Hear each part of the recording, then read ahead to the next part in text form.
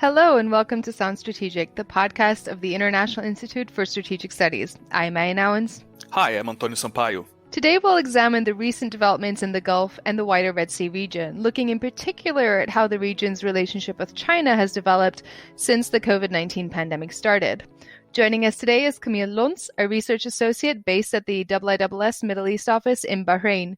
Camille covers the political and security developments in the Gulf region with a specific focus on Gulf countries' economic and political relations with Asian powers and the Horn of Africa. Welcome, Camille. Hi, thank you for having me. So, Camille, let's start with the political relationship between China and the states in the Gulf region. How close was this relationship before the COVID pandemic took hold, and how has it changed since? So this relationship has been growing quite significantly over the past, I would say, 10 years. And the interesting trend is also the diversification of this relationship, because at the beginning, it was a relationship that was mainly centered on energy exchanges and energy exports toward China, and China is one of the main client of Gulf energy exports. But over the past few years as well, this relationship has started to expand quite a lot. It had expanded on the economic sector with new investments in different sectors, but also the political relationship has started to become more and more developed with high-level meetings. And one of the trends that people are looking at the moment is also the development of the security relationship and whether or not this security relationship is going to become important or not significant for the security or the security architecture of the region. And we see that China, for example, on the maritime activities has been quite present around the Gulf of Aden with the development of the Beijing Djibouti. So this raises a lot of questions in terms of possible cooperation in the future between China and the Gulf states, also in the security sector. We've seen in other countries, Camille, that China has leveraged the COVID pandemic to either punish some countries, for example, through some threats of economic coercion, or rewarding countries through medical aid. So how has that played out in the Gulf? In the Gulf, indeed, the engagement between China and Gulf states has been very positive during the COVID crisis. So China has sent some medical aid quite early on, but also Gulf states themselves have been very supportive of China. They've been supportive in their public discourse, praising the way China has been tackling the crisis, but they've been also supportive for sending also medical supplies in return. But also, for example, the UAE has been very useful as a logistics hub for sending medical support or repatriating people between different countries, and they have coordinated with China a lot on this front. And also the Chinese officials and health officials have been coordinating a lot with Gulf states, having some calls, video calls during the crisis, to share their experience and give some advice on how to tackle the crisis. One interesting also thing that happened during the COVID type of coordination between China and the Gulf states was the creation of a detection lab with a Chinese firm called Beijing Genomics Institute. And they partnered with the UAE to create a detection lab in the UAE. And they partnered with a very prominent artificial intelligence company in the UAE. And after that, they replicated this detection lab as well in Saudi Arabia. And so this gives some interesting hints in how the tech relationship between China and Gulf states has also been playing out during the crisis. Maybe just to follow on from that, Camille, do we know what the results have been of that collaboration with the Beijing Genetics Lab? It's been very good, and they had created this detection lab. They've used it a lot. The interesting political part of that has been that U.S. officials at the U.S. embassy in the UAE have refused to send their staff to this detection lab because of fears that their data could be then transferred or used, and they feared some lacks of privacy of the data due to the involvement of a Chinese company in this. Yeah, we will get on to China's digital investments along the digital Silk Road in the Gulf later on in the show. But I wanted to return back to the relationship between Gulf states and China, because often we talk about this at a really high level political perspective. And my question is really, how does this play on the ground? What is the public opinion in some of these Gulf states where collaboration between China and the government has been high? How has that played out? Does the public largely see China as a partner, as a country that they can rely on? And I'm asking this because in other countries, for example, in Western liberal democracies, we've seen a more critical tone, despite China's attempts at providing aid and using different types of rhetoric around the COVID pandemic. Well, when it comes to the Gulf, it can be a bit difficult to really speak about public opinion and have access to that public opinion. When you look at the op-eds that have been published in news outlets in the Gulf, which give quite an interesting hint into also what the leadership, but also it's a good bridge between the public opinion and the what the leadership is thinking, and it's interesting to see how they've been quite praising the Chinese approach. At some points, you see that some of them have been a bit critical also of China, but these critical voices are really, I would say, quite minimal in comparison with the voices that have been praising Chinese approach to the crisis. And when it comes to the public opinion, you had some doubts and you had some fears as well, and anti-Chinese sentiments that has been rising during the crisis. But the government has been very proactive in shutting these voices. They have made some arrests to make of people who were displaying some anti-Chinese sentiments. So the leadership has the government has replied quite strongly to make sure that the public opinion wouldn't spread any anti-Chinese sentiments too much. And another thing that is quite interesting as well is how the Chinese as well have been trying to seduce the public opinion in Middle Eastern countries, and they have created, for example, some channels and blogs trying to explain how China was handling the crisis, and they have made a lot of efforts. And CGTN had a blog in 100% in Arabic, targeted towards Middle Eastern public, explaining how China is tackling the crisis, but also spreading some rumors about the fact that the pandemic could come from the US and not from China. So it's quite difficult to know. It doesn't look like the public opinion is buying into these rumors, but it's interesting to see how strongly China has been investing in making efforts towards the communication around this crisis in the Arab world, including in the Gulf. And I think that this has been quite effective when it comes to the Gulf. And Camille, are these gains by China diplomatically in the Gulf, are they necessarily a loss for the other great partner of the Gulf states, which is the United States? In this area of great power competition, so are the Gulf states sort of choosing China in place of the US? How do you see them balancing between these two powers? So for the moment, clearly there's no sense at all that Gulf countries could choose China over the US, because the US remains a key partner for the Gulf.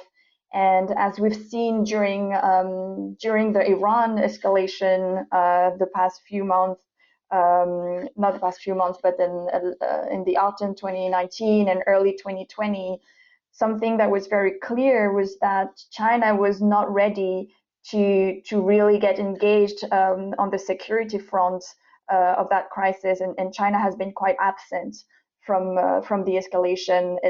Some Chinese officials have made meetings with both sides, but this has remained quite low key, and they have really refused to get entangled into the Middle Eastern politics and security issues.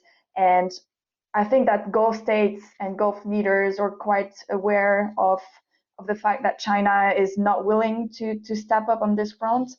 And so they're not really expecting much from China on this front, and they still consider the U.S. as being their main ally.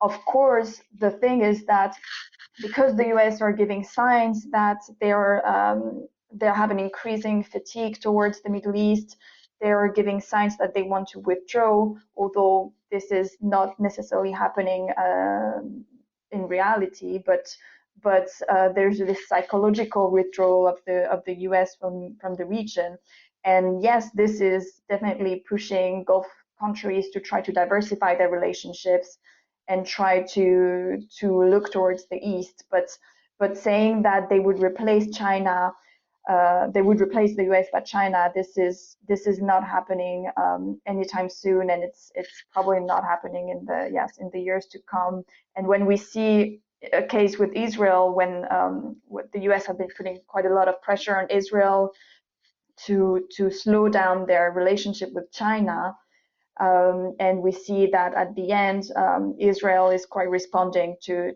these U.S. pressures. So it's quite likely that the situation would be the same in the Gulf. And do you see, are there any signs of Gulf states, of China displaying any willingness to replace some of the traditional U.S. roles, particularly in the security and military arenas? For instance, military training or exercises or any defense relationships. In other words, should U.S. diplomats and military commanders be worried? China, I mean, the Chinese, when they look at the Middle East, they still consider that it is a region that is still far away from their core priorities, and that is very highly complicated for them. And so they are interested in slowly building up their relationship as well in the security front. And so China has conducted some military exercises with both Iran and Saudi Arabia at the end of last year. They have a base now in Djibouti that is becoming quite prominent, and they're using it to do also some naval exercise around the Gulf of Aden. But at the same time, as I said, they don't want to get dragged into Middle Eastern security troubles, and they still consider that that it's a learning curve for them. They're learning, but they still consider that they're at the beginning of this learning curve, and they don't want. They're playing a fine line here because they know that if they become much more prominent on the security front, first, they're going to raise expectations from countries of the region, and this is not what they want. And they're going also to reinforce the antagonism with the US, which is not something that they want either, because they have been happy with the security umbrella that was secured by the US until now. They've been using this security umbrella and this freedom of navigation around important straits and choke points. This is very important for them, and until now they've been enjoying this without having to invest the level of security engagements that the US have engaged in the region. So there is no incentive for now for the Chinese to really step up their security involvement in the region. Maybe just on that security involvement, I mean, I think the Chinese have also benefited from the US's limitations on that security relationship with countries in the Gulf, right? So in the past, certain export controls on the export of certain military equipment have allowed China to actually fill a gap with regards to supplying its own defense equipment systems and platforms to the region. Do you think that this will continue in the near future? Yes, and indeed, that's what has been happening mainly with the drones sales from China to the region. And what the interesting part of this is also how this has pushed the US to also review some of its limitations and regulations around drone exports or sensitive arms exports to the Gulf. So so it's likely to continue, and it's likely to continue shaping as well the way other countries, including the US or Western countries, are considering their exports to the region, which is probably the most interesting trend to watch. So, to what extent is China interested or showing willingness to step up to some of the traditional roles that were played by the US, particularly in the security and military arenas? Should US diplomats and military commanders be worried?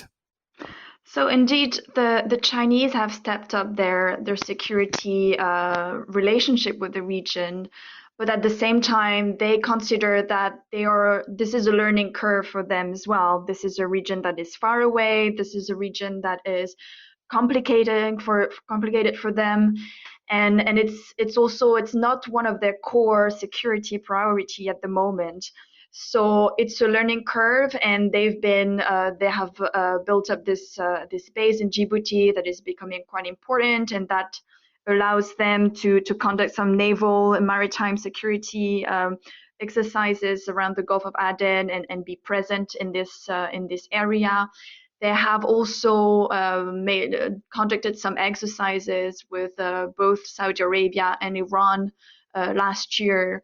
So this is something that they are interested in deepening the relationship, but at the same time, they're not interested, as I said, they're not interested in really getting dragged into the complexity of the Middle East rivalries. And this is not until now they have enjoyed very much the US security umbrella in the region, and the US has accused them sometimes to be a free rider in this area, because they have enjoyed the freedom of navigation around the major choke points, the Strait of Hormuz, but also Bab el Mandeb, the Red Sea, and they have enjoyed the maritime security in this region without really contributing to it. And so they have no real incentive to change this position, because it would both, if they did so, it would not only increase the expectations from the Gulf side on what they can deliver, and they don't necessarily want this, but it would also deepen the antagony of the US, and they don't necessarily want this either. So until now, they have been quite content with the situation, with the status quo. Maybe moving on to another significant part of the bilateral relationship between Gulf states and China, um, the energy relationship. Now, there seems to be a dilemma here at the moment whereby the Gulf states, for their economic recovery, will rely on how Asian economies recover themselves. But at the same time, China has also, in recent years, started to diversify its energy sources away from a reliance on the Gulf. So, how do you see this playing out, Camille? So definitely, I think one of the major elements to understand how Gulf states' economies are going to recover in the coming months is to understand how Asian economies are going to recover, because one of the main pillar of the relationship until now, in the relationship between China and Gulf states, has been energy, the energy relationship, and GCC states have been exporting almost a fifth of their energy exports are going to China today. They are also one of the main providers of oil to China. Saudi Arabia with Russia is the biggest oil exporter to China.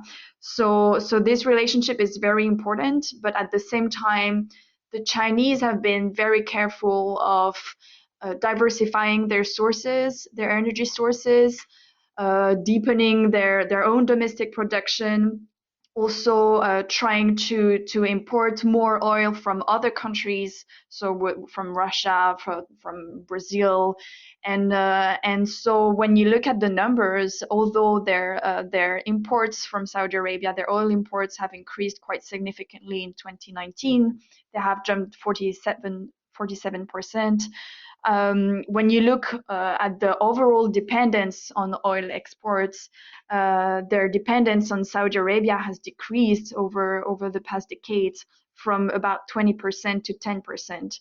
So China is being quite careful on that, and we see that during the low oil prices these past few months, Gulf countries have been trying to make important discounts towards Asia, in a trial as well to try to get more market shares towards from China. But on the long term, this is not really likely to affect China's efforts to diversify its energy sources. There are also some questions about, is coal going to become again one of the important source of China's development during the crisis. Also what kind of role the renewables are going to play. Is the crisis going to reinforce China's attempt to move towards more renewables, or on the contrary, is it going to slow down this transition? So it's quite difficult at the moment to really assess this, but it looks like, yes, it's difficult to know in the longer term how the energy relationship between the Gulf and China is going to evolve, but it's definitely going to be very important for Gulf states. And just as a follow-up, Camille, I mean, I know that we've talked in the past bilaterally about how Gulf states are also seeking to diversify their economies. Considering the current COVID pandemic, how dire is the economic slowdown in the Gulf? Is it similar to what we're seeing elsewhere? It's the economic slowdown is going to affect Gulf countries very, very heavily, because the problem is that despite efforts to diversify their economies, we see with this crisis that they're still extremely reliant on energy exports. It still represents something around 65% of the state budget in countries like Saudi Arabia. So it is something that is still weighing very heavily on their economies. They're also facing a lot of other issues, such as the fact that they have been investing in industries for their diversification that also have been affected by the crisis, especially tourism, transports, air traffic, etc. So they are facing a very complicated moment, and there are some expectations from economists that it could be an L-shape recovery, so that there could be a shift durable in their economies that might take a lot of time to recover. And of course, the other big economic aspect of China's relationship with the Gulf is the Belt and Road Initiative, the BRI. So how has COVID affected the cooperation between the Gulf and China on the BRI? It is still a bit early to really assess this because it's been only a few months. One interesting thing is to see that even before the COVID pandemic, there was a beginning of rethinking from the Chinese side, and yes, rethinking of the BRI initiative, because they have been facing a number of difficulties. They have been facing a number of criticism as well around the possible political agenda that they had behind this project. And so it is difficult to know how this is going to affect Gulf countries for the moment. But we are speaking about the fact that China might face some risk of debt crisis along the BRI. This is less relevant for the Gulf because Gulf states have this financial cushion that allows them to go through the crisis, and they're not going to be confronted to the same difficulties that less wealthy countries along the BRI are going to face. But still, on the long term, the problem is that if China decides to refocus a little bit its BRI investments on core priorities, the question is to what extent Gulf countries are still going to be on that map and still be considered as very important. On the Gulf side as well, the problem is that Gulf countries themselves have been very important investors into these projects because they wanted to attract Chinese interest and investments, and so they had the possibility in the past to invest a lot in projects with the aim of attracting Chinese companies and interests. But one question is also to what extent Gulf countries will be able to continue this at least to the same pace than before. And we see in terms during like the early month of the crisis, we see that the sovereign wealth funds in the Gulf have been on a shopping spree, and they seem to refocus a bit more on the traditional Western markets. So it is difficult to assess for the moment, but there is how the Gulf countries are going to be able to react to that. There is how China is going to be able or not to continue the same pace of investments and projects in countries like the Gulf. At the same time, if we look at a more positive, more optimist scenario, the Gulf states might be among the only ones who have the same financial capacity to continue investing in these projects in times of economic crisis. There might be also interesting opportunities for Chinese investments in times of crisis in Gulf countries. So it is difficult to assess. There could be an optimistic scenario. There could be a more pessimistic one. There are also less wealthy Gulf countries like Oman, who had some projects that have taken some time to take off, like the port of Duqm, and they have not managed to attract the investments expected. So we see today that Muscat is turning more towards its neighbors for financial support, and that could be also a sign that it doesn't really want to increase further its dependence on Chinese money, because Oman is already one of the most indebted Middle Eastern countries toward China. So it is difficult to assess, and it will probably depend on which projects and which countries and how much they are happy or not to continue investing in those joint projects. I mean, maybe just in terms of what types of projects we see that are BRI labeled in the Gulf countries. Am I right to think that it's less about heavy infrastructure, roads, railroads, and ports, maybe ports being the exception, and more about high technology investments, so looking more towards the digital Silk Road?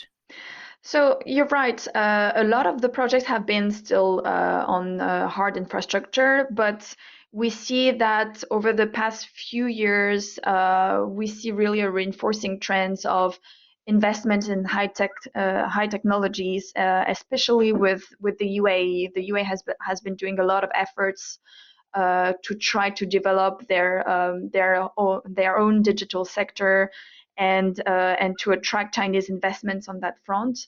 And over the past, 2-3 years, we have seen a lot of joint projects or investments for going both sides for this kind of high tech sector projects between China and the Middle East. And do you think, Camille, that because of the involvement or greater involvement in the digital Silk Road of private sector companies in China, and we can, of course, debate the nature of the private sector in China, but there is a greater involvement in strategic actors in the private sector in digital Silk Road projects, that perhaps we won't necessarily see a slowdown due to COVID, or do you think it'll be the same as other Belt and Road Initiative projects where we might see a pause due to difficulties of repaying loans, etc.? This is a possibility indeed. There is also the fact that the high-tech sector is a sector that is less impacted by the crisis and could also become even more relevant with this crisis. And so it is very likely that, on the contrary to the energy sector or the infrastructure sector, this sector could benefit a lot from the aftermath of the crisis. And there was a declaration just a few days ago from Mubadala as well, the Emirati wealth fund, which is signaling that they're trying to invest a lot at the moment on such projects in the high-tech sector in Asian countries. So we see that for the moment, this is probably going to become quite an interesting trend in the years to come, and the UAE especially, like Israel, but also Saudi Arabia, Turkey, have made a lot of efforts to try to go into that direction in their relationship with China. Thanks, Camille. Let's definitely keep an eye on these developments. And thank you a lot for joining us today and sharing your insights on this. And thank you also to our audience for listening. Please subscribe to Sound Strategic for more in-depth discussions like this, and also to our social media venues such as Twitter, Instagram, and Facebook. So see you next time.